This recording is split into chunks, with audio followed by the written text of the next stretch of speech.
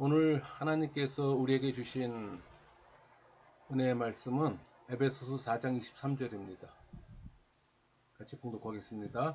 오직 너희의 심령이 새롭게 되어. 오늘 말씀의 제목은 거듭나게 하시고 지배하시는 성령 하나님입니다. 선포되는 말씀을 통해 하나님의 은혜를 경험하는 시간이 되기를 소망합니다. 여러분, 성령 세례의 목적은 개인의 구원입니다. 근데 좀 더 넓게 보면은 증인의 확장이에요. 그러니까 증인의 확장은 예수님의 사역이기 때문에 거듭나야 합니다. 그게 전제 조건이에요. 그러니까 예수님은 약속한 성령을 주신다고 했어요. 여러분 받지 않았다면 기도하세요. 단 한 번뿐인 세례입니다. 성령 세례는 여러분의 거룩과 경건하고는 아무 상관이 없어요. 그냥 선물일 뿐입니다. 우리 로마서 8장 12절 함께 볼까요? 그러므로 형제들아 우리가 빚진 자로 돼 육신에게 져서 육신대로 살 것이 아니니라. 삼위 하나님께서 이루어 놓으신 이 십자가 은혜에 대해 빚진 자라는 의미를 강하게 지금 시사합니다. 그래서 빚진 자는 삶을 사는 방법에 대한 어떤 제한이에요.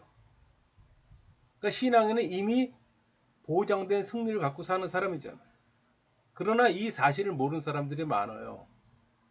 그래서 좌절감이 찾아올 때 예수님을 멀리하면 그때는 또 육신에게 져서 육신대로 사는 삶이 되는 겁니다.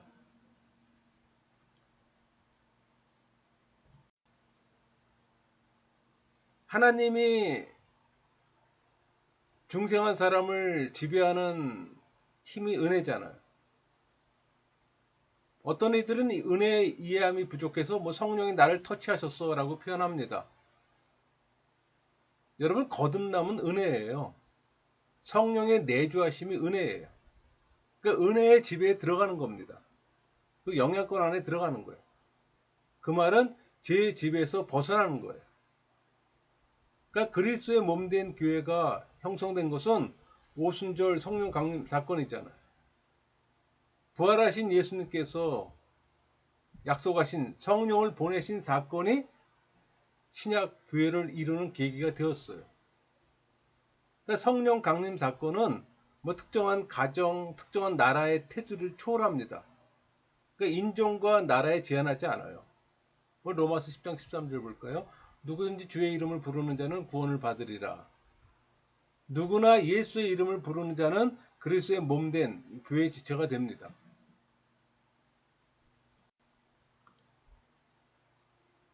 여러분, 성령의 지배를 받는 신앙인에게 성령 하나님께서 어떤 일을 행하실까요?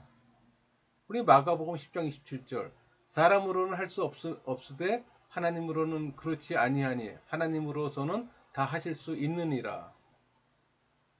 죄의 지배를 받는 심령에게 새로운 감동과 능력을 체험케 함으로 성령을 더 사랑하게 하십니다.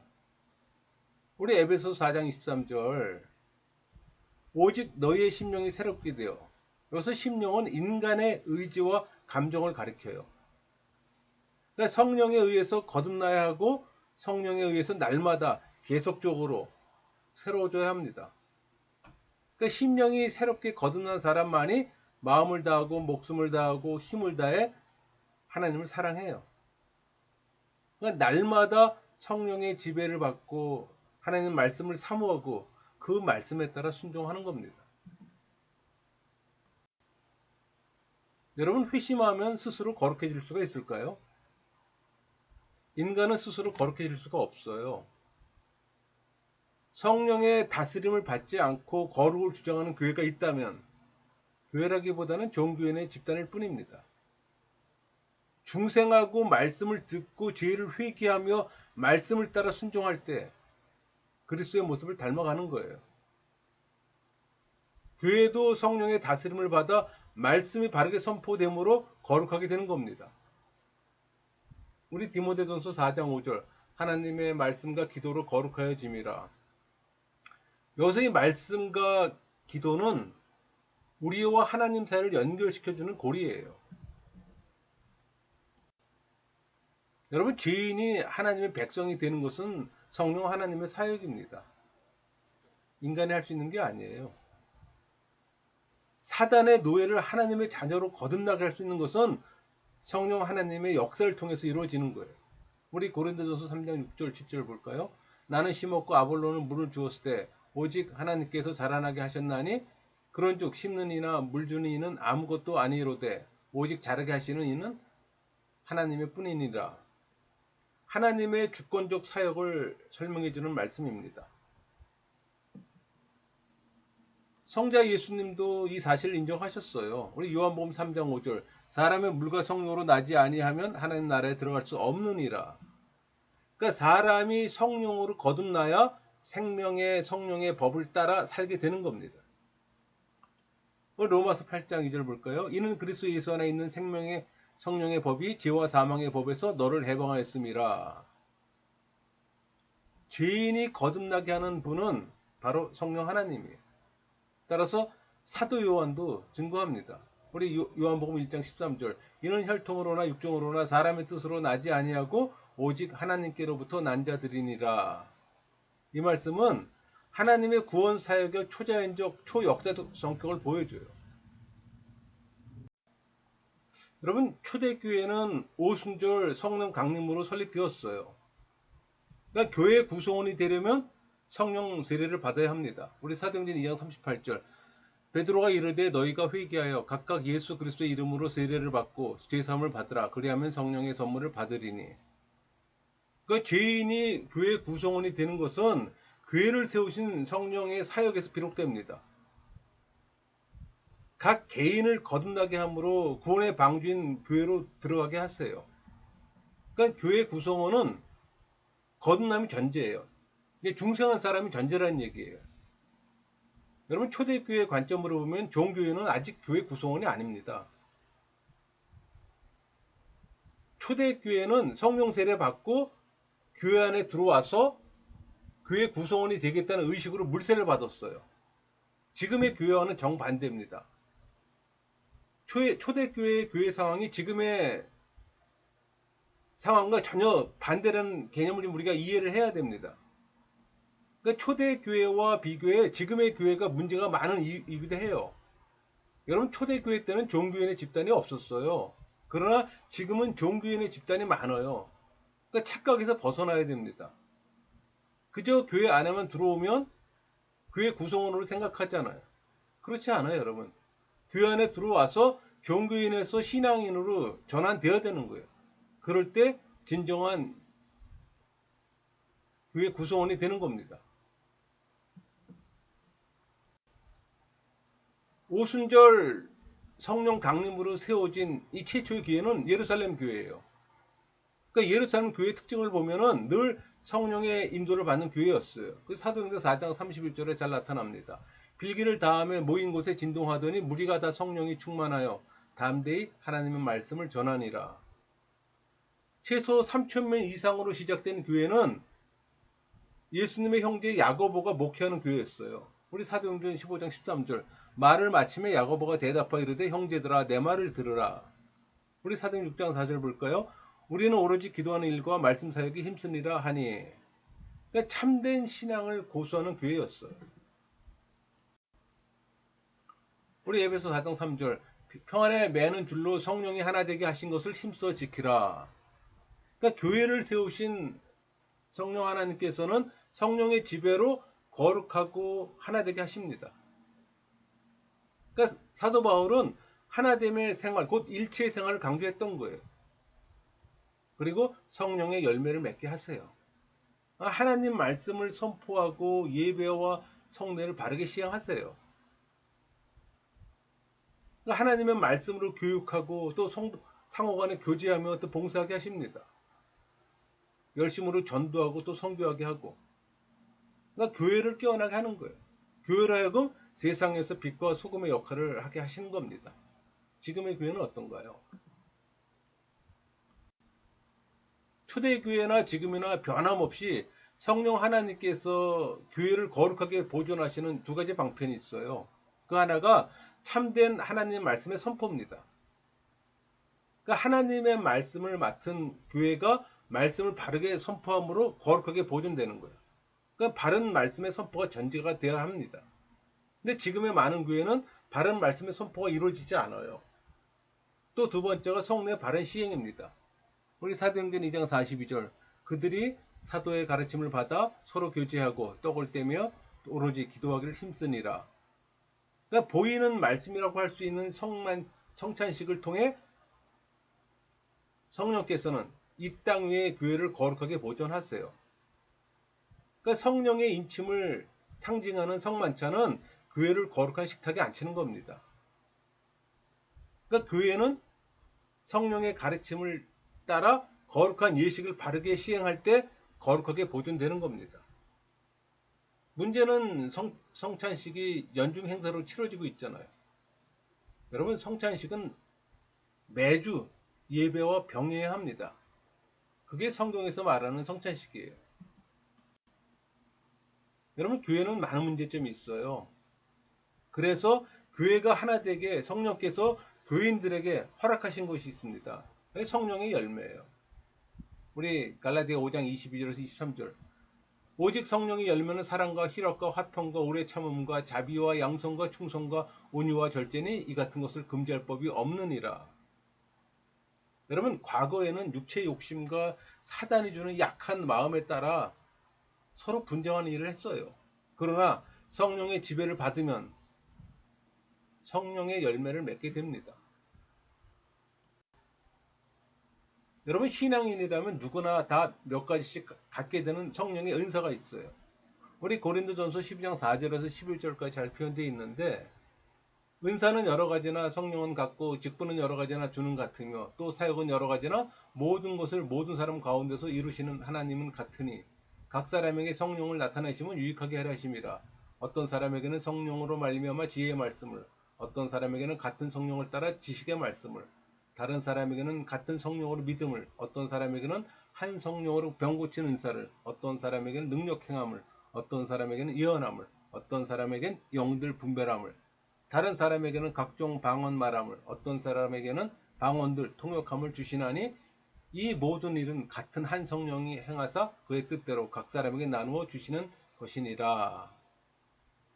거듭나기 전에는 자신의 재주와 능력으로 이기적이고 세속적인 목적만을 위해 살았어요. 그러니까 거듭나기 전에는 자신의 재주와 능력으로 착각했던 거예요. 근데 회심하고 나서 성령의 은사가 있음을 알게 됩니다. 이 은사를 활용하면 스스로가 영적 은혜를 체험할 뿐 아니라 교회의 덕을 세움으로 하나가 되는 거예요. 그러니까 성령의 가르침을 따라 말씀을 잘 가르치는 교회는 축복을 받게 됩니다. 말씀을 잘 가르치는 교회는 역사가 일어나요. 종교인들을 구원의 방주로 인도하는 축복을 받아요. 교회는 사도들의 신앙 전통을 이어받아 교제하며 기도하기 힘쓰는 교회가 되어야 합니다. 그럼 온 백성에게 칭송을 받는 축복을 받게 되는 거예요. 우리 사도행전 2장 42절 그들이 사도의 가르침을 받아 서로 교제하며 떡을 떼며 오로지 기도하기를 힘쓰니라. 47절 하나님을 찬미하며 또 온 백성에게 칭송을 받으니 주께서 구원받은 사람을 날마다 더하게 하시니라. 여러분, 교회는 주님의 일꾼들이 모여 가르치며 또 신실한 그리스도로 인정받게 됩니다. 뿐만 아니라 성령의 인도하심을 따라 다른 지역으로 주님의 일꾼을 파송하는 축복을 받게 되는 거예요. 우리 마태복음 28장 20절 내가 너희에게 분부한 모든 것을 가르쳐 지키게 하라. 볼지어다 내가 세상 끝날까지 너희와 함께 항상 함께 있으리라 하시니라. 건강한 교회는 이 세상 끝날까지 예수 그리스도께서 함께 하시는 축복을 받게 됩니다. 여러분, 중생한 신앙에는 거룩함을 유지해야 합니다. 우리 고린도전서 3장 16절 17절 너희가 하나님의 성전인 것과 하나님의 성령이 너희 안에 계시는 것을 알지 못하느냐. 누구든지 하나님의 성전을 더럽히면 하나님이 그 사람을 멸하시리라. 하나님의 성전은 거룩하니 너희도 그러하니라. 성령께서 거하시는 걸 무시하고 스스로 더럽히면 교회는 버림당합니다. 그러니까 형식은 무의미해요. 거룩한 교회를 만들기 위해 신앙인이 해야 할 일은 경건을 훈련해야 하는 거예요. 그러니까 거룩은 우리 신앙인이 소유한 하나님의 속성이기에 종교인에게는 이 거룩은 허상이에요. 해당되지 않는 단어란 얘기예요.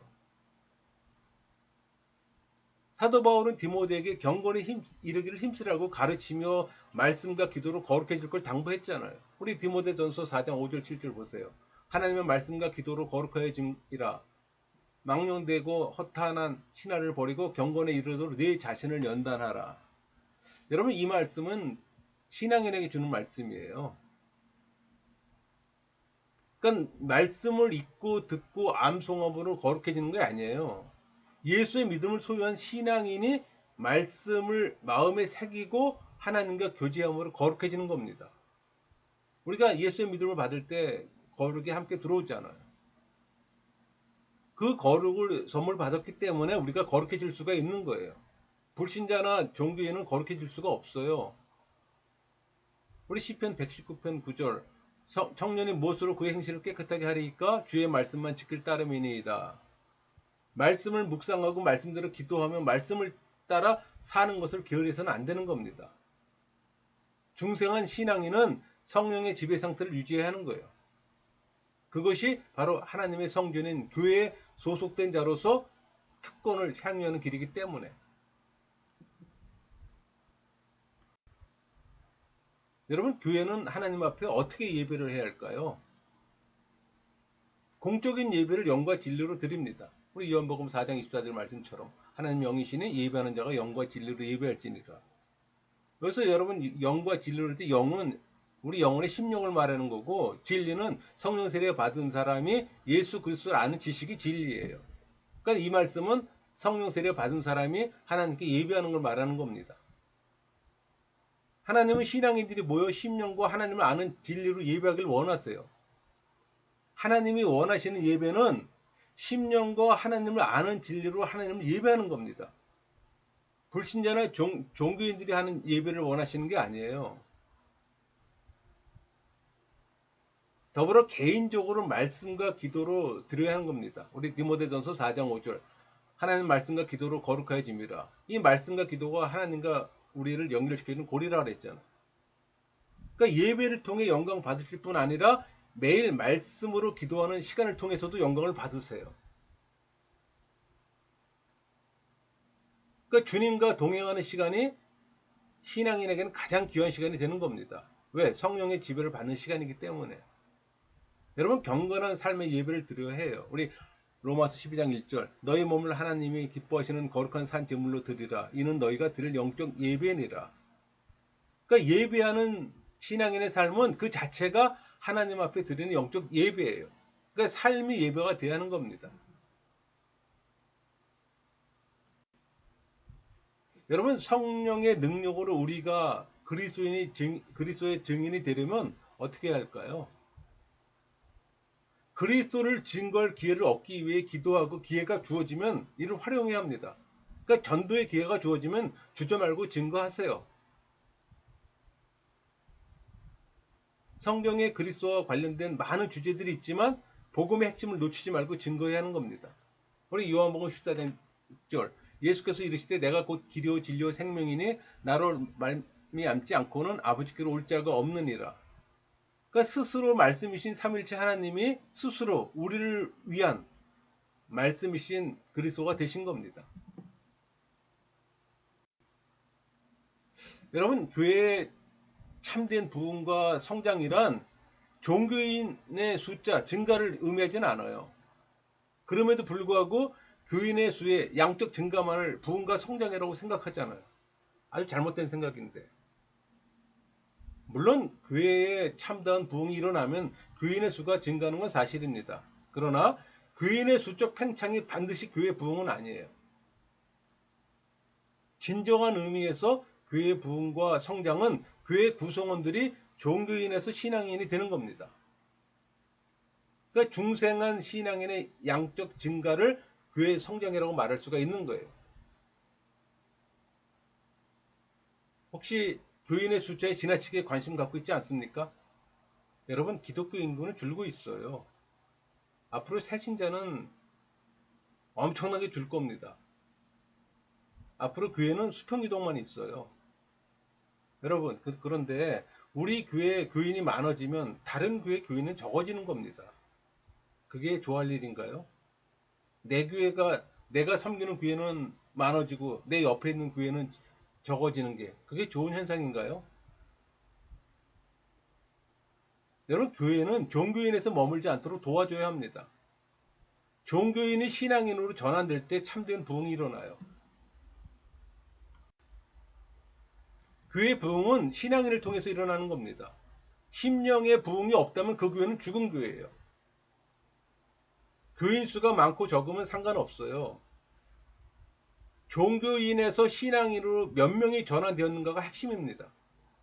진정 참목자라면 많은 종교인보다 몇 명의 신앙인을 기뻐할 겁니다. 거짓 목자는 많은 종교인을 자랑해요. 여러분, 부흥의 주도자는 하나님이시지 결코 사람이 아니에요. 우리 스가랴 4장 6절, 이는 힘으로 되지 아니하며 능력으로 되지 아니하고 오직 나의 영으로 되느니라. 심령의 부흥은 사람의 힘이나 능력으로 되는 게 아닙니다. 오직 성령의 역사예요. 종교인의 증거는 사람이 할 수 있으나 신앙인의 증거는 성령의 역사로만 가능해요. 그러나 하나님은 사람들 가운데 신앙인들을 사용해 부흥의 불을 지피신다는 사실을 명심해야 합니다. 우리 역대하 7장 14절, 내 이름으로 일컫는 내 백성이 그들의 악한 길에서 떠나 스스로 낮추고 기도하여 내 얼굴을 찾으면 내가 하늘에서 듣고 그들의 죄를 사하고 그들의 땅을 고칠지라. 교인이 회개하고 하나님의 얼굴을 간구하면 그 사람은 성령의 불길 가운데 있게 되어 교회 부흥의 도구가 될 겁니다. 교회가 부흥하지 않습니까? 먼저 자신을 돌아보세요. 진정 영적으로 거듭나야 할 사람은 여러분 자신입니다. 그럼 진정한 교회 부흥은 어떤 과정을 거쳐서 이루어질까요? 우리 역대하 7장 14절 볼까요? 내 이름을 일컫는 내 백성이 그들의 악한 길에서 떠나 스스로 낮추고 기도하여 내 얼굴을 찾으면 내가 하늘에서 듣고 그들의 죄를 사하고 그들의 땅을 고칠지라. 이 말씀은 교회가 어떻게 부흥이 이르게 되는지 그 단계를 잘 설명해 주고 있어요. 이 말씀을 따라 먼저 하나님 앞에서 각자 자신을 겸허하게 낮춰야 합니다. 이 말은 자기의 죄를 고백하고 하나님께 겸손하게 복종하는 걸 의미해요. 여러분, 겸손은 교만의 반대예요. 먼저 교만을 버리세요. 그리고 회개하면 기도하세요. 하나님께서는 입을 열 때를 기다리고 계십니다. 여기서 내 얼굴을 찾는다. 이 말은 그분의 자비와 궁유를 구한다는 의미예요. 여러분, 판에 박힌 습관적인 기도는 버리세요. 남에게 보이는 기도는 그냥 그만하세요. 무슨 의미가 있습니까? 심령으로 자기의 죄를 하나님 앞에 고백해야 합니다. 통해 자복하세요. 하나님의 임재를 구해야 합니다. 구하는 것은 열심히 찾는 걸 의미하잖아요.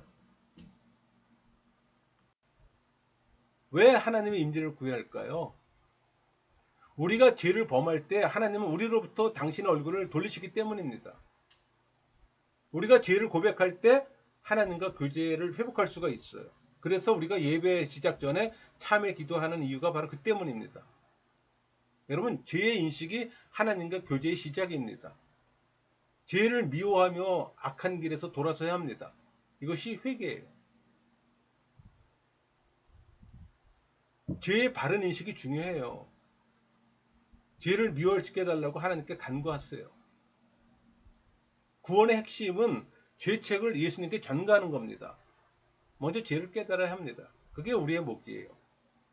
죄 해결에서 우리의 역할은 없어요. 내가 무가치한 존재라는 인식이 필요해요. 전적 타락교리입니다. 내가 죄에 오염되어 있어요. 내 안에 죄가 나를 지배해요. 죄의 노예처럼 내가 지배당해요. 그걸 깨달아야 하는 겁니다. 그것을 해결할 수 없음을 깨닫는 것이 필요해요. 그 후에 해결 방법은 예수의 믿음입니다. 내가 짓는 죄를 구세주가 다시 한번 십자가 못 박게 하는 결과를 초래하는 거예요. 진정 내 죄를 회개하고 하나님 하나님께 돌아서세요. 여러분 묵상하십니까? 묵상할 때 거쳐야 할 과정이 있어요. 먼저 지성의 문으로 지나가세요. 그럼 하나님이 하셨구나를 깨닫게 될 겁니다. 그리고 심령의 문을 지나갔어요. 하나님을 알게 되고 하나님의 역사를 깨닫게 됩니다. 그리고 대화의 문을 통과했어요. 여러분 체험한 것을 하나님에 대한 지식으로 나아가는 겁니다. 지식적인 거 말고. 지식을 통해 나를 찾고 나를 통해 하나님 지식의 오묘함을 깨달아야 되는 겁니다. 지성에 머물지 마세요. 상당수는 지성에 머뭅니다. 지성에 머물면 추리적 묵상으로 머무는 거예요. 흔히들 얘기하는 큐티 묵상 이런 것들 전부 다 추리적 묵상이에요. 그 수준에 머물면 안 되는 거예요. 성령 세례 받은 사람은 그 단계를 한 단계를 더 넘어가 심령에 머물면서 정감적 기도가 되는 겁니다. 그게 진짜 성령과 교감하는 단계예요. 우리가 큐티나 묵상은 기본적인 큐티 묵상은 종교인 불신자도 할 수가 있고 종교인도 할 수가 있어요. 그러나 정감적 기도는 성령 세례 받은 사람만이 가능한 기도입니다. 이 과정은 전적으로 하나님께 맡기는 거예요. 그러니까 내 안에 내주하시는 성령과 대화하는 겁니다. 대화는 그분을 나에게 반영시키는 거예요. 그분과의 나와의 대화는 하나님의 속성을 내 안에서 꺼내는 거예요. 여러분 흔히들 묵상을 할 때 뭐 예언을 한다, 그 잘못된 묵상입니다. 묵상의 핵심은 내가 성령 세례를 받았다면 내 안에 하나님의 형상이 형성됐잖아요. 그 하나님의 형상을 통해서 하나님의 속성을 꺼내는 것이 묵상이에요, 여러분. 지금 상당수의 분들이 묵상을 좀 잘못 가르치는 탓에 지금 잘못하는 분들이 많아요. 억지로 말씀을 자기한테 끼워 맞추는 형태라든가. 여러분, 이런 게 훈련이 되면 기도 형태가 바뀝니다. 그러니까 내가 물 위에 있는지 물 속에 있는지 알게 돼요. 그래서 어떤 이들은 물 위에서 그냥 판에 박힌 익숙한 기도 패턴으로 기도하고 어떤 이는 물 속에서 깊은 영적 대화를 나누는 겁니다. 그런 개인차는 있을 수밖에 없잖아요. 성령 세례 받은 사람이 있고 성령 세례 받지 않은 사람이 있을 것이고 묵상을 오랫동안 잘 훈련된 사람이 있을 테고 그렇지 않은 사람들이 있잖아요. 그 개인차는 있을 수밖에 없어요. 여러분 종교인은 성경을 기계적으로 읽어요. 그러니까 지적으로 동의합니다. 그러니까 신앙인은 하나님 말씀을 즐겁게 듣고 순종해요. 우리 느살로니가 전서 5장 17절 18절 쉬지 말고 기도하라 범사에 감사하라 이것이 그리스도 예수 안에서 너희를 향하신 하나님의 뜻이니라. 쉬지 않고 교제하는 신앙을 허락하시며 하나님의 속성을 체험하며 살게 합니다. 여러분 기도 응답을 세속적인 것을 받는 데서 탈피하세요. 여러분 안에 있는 하나님의 성품을 꺼낸 일이 응답이에요. 세상에서 멀어져가는 사람들은 영적 교제에 무관심하고 형식적인 기도만을 하면서 만족해합니다. 여러분 간구 기도 수준에서 벗어나세요. 사실 형식적이고 습관적인 기도는 요란하게 감동을 주는 것 같지만 아무 효력이 없어요. 그게 자기 만족이에요. 그러나 신앙인들은 하나님이 움직일 뿐 아니라 다른 사람들의 심령을 새롭게 만드는 데도 영향을 줘요. 그러니까 성령의 인도는 신앙을 성장시킬 뿐만 아니라 중생하지 못한 종교인들이 예수 그리스도를 믿게 되는 역사를 일으킵니다. 우리 사도행전 2장 47절 하나님을 찬미하며 또 온 백성이 칭송을 받으니 주께서 구원받은 사람을 날마다 더하게 하시니라. 성령과 동행함으로 날마다 능력과 지혜 주실 뿐 아니라 상한 심령과 육신을 치료해 주시는 역사가 일어나는 거예요.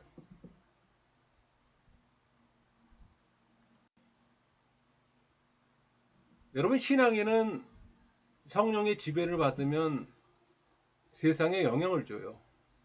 그러니까 자기의 죄를 깨닫고 회개 역사가 일어납니다.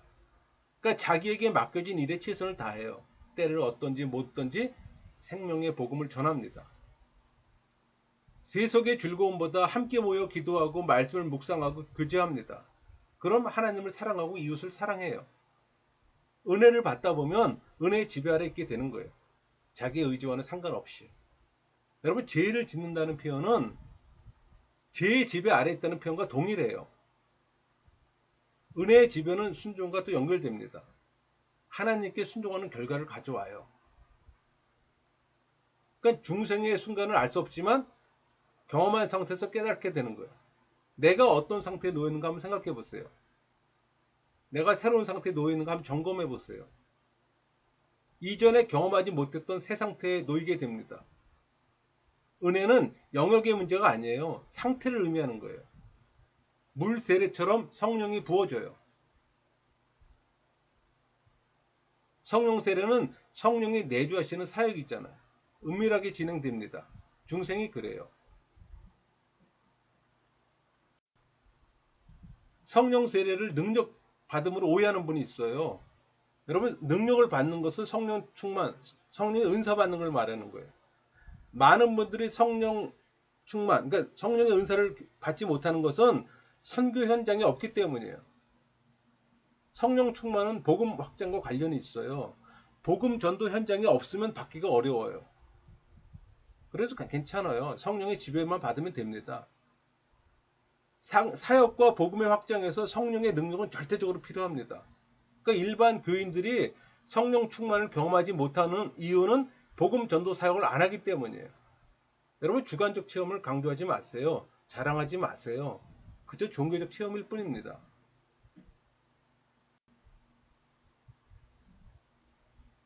성령 부흥 운동을 일으킨 일에 걸림돌이 있어요.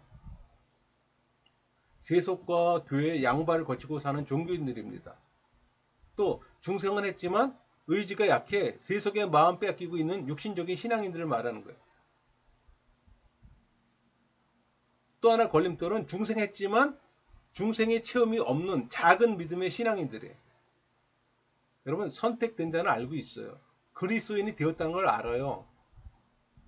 행동이 안 될 때 중생의 교리 교육을 통해 행동으로 옮길 수가 있어요. 중생했지만 행동으로 옮기지 못하는 것은 교육을 통해서 알게 해야 합니다. 그게 교회의 역할이잖아요. 마음이 청결한 자는 하나님을 볼 겁니다. 하나님과 교제하고 하나님의 임재가 수반됩니다. 늘 제주기기가 항상 내 안에서 이루어져야 해요. 거룩한 삶을 시도하지 않으면 자기도 피곤해요. 근데 거룩으로 살면 편해요. 왜? 성령 하나님이 하시기 때문에. 신앙인은 그렇게 살아야 하는 겁니다. 큰 죄나 작은 죄, 알고 짓는 죄나 모르고 짓는 죄, 마음으로 지은 죄나 행동으로 지은 죄, 숨겨진 죄나 드러난 죄, 이 모든 죄를 하나님 앞에 내어놓고 통해 자백함으로 용서를 받으세요. 그럼 성령의 은혜를 경험할 것입니다.